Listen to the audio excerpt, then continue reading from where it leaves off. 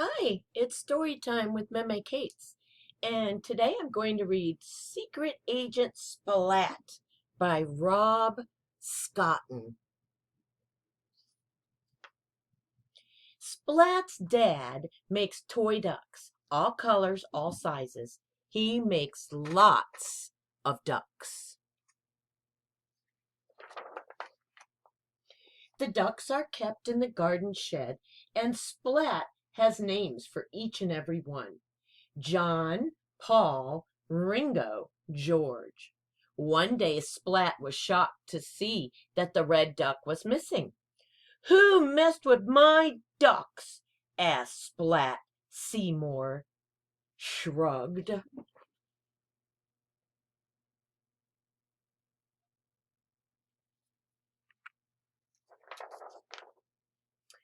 The next day the blue duck was missing and the red duck was back, but without a beak. "Who messed with my ducks?" asked Splat. Seymour shrugged. The day after that, the green duck was missing and the blue duck was back, again without a beak. It was time to investigate.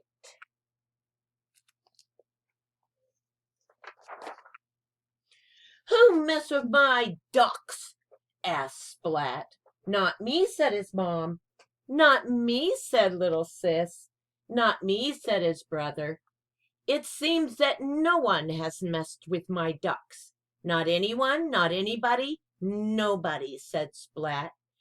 "I must find this Mr. Nobody."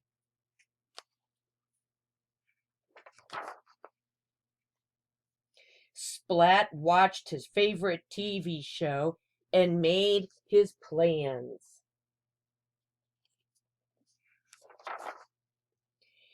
"If my plan is to work," said Splat, "I must be clever, cunning, and quick. I will find Mr. Nobody and solve the mystery of the missing ducks. This is a job for Secret Agent Splat." The transformation is complete.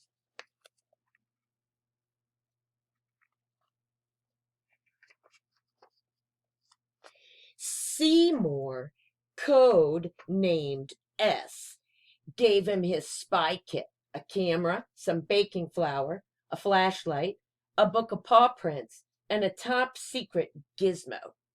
Secret Agent Splat put his plan into action. He set his traps.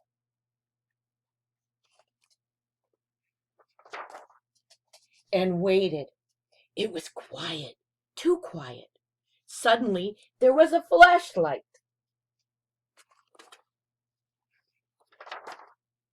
Secret Agent Splat raced to the scene. His trap had been sprung. The camera had taken a photo. Splat looked closely at the photo. "Aha, ears!" exclaimed Splat. Very familiar ears." Splat looked at the flour he had sprinkled on the floor. "Aha! Paw prints!" exclaimed Splat. Very familiar paw prints." Splat followed the paw prints from his shed, along a track to another shed. "Mr. Nobody's hideout," whispered Splat.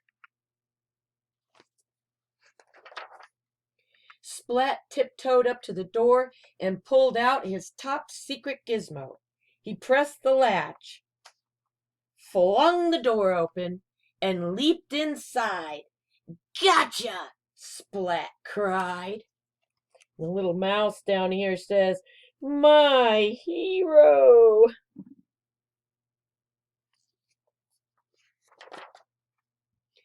Bright yellow eyes stared from the shadows.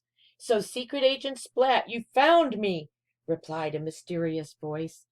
"Aha, mysterious voice," thought Splat. A very familiar mysterious voice. Splat shone his flashlight and he gasped. It was Spike. "Spike! So you're Mr. Nobody." Spike turned to run. Splat pressed a button and released his top secret gizmo. Boing! Went the gizmo, and Spike fell to the floor. Splat sat on him. "Why, Spike," Splat asked, "why did you mess with my ducks?" And at that moment a mouse ran past carrying another duck. "That's strange," said Splat. "Oh," Spike said, "not another one." The mouse ran into a small hole, and with a thunk, the duck's beak was knocked off as it struck the wall. Splat looked into the hole.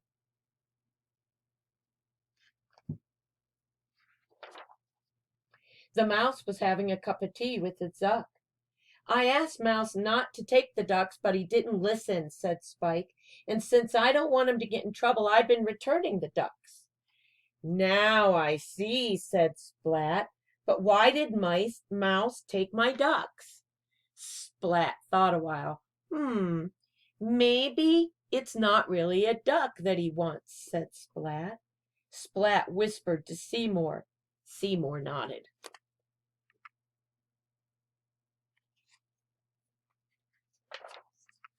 "Maybe it's a friend."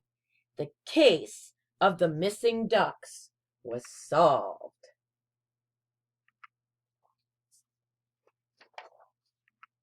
Here's a little duck code in the back. I guess you could use it and create your own code. Well, I hope you liked this story about Secret Agent Splat by Rob Scotton.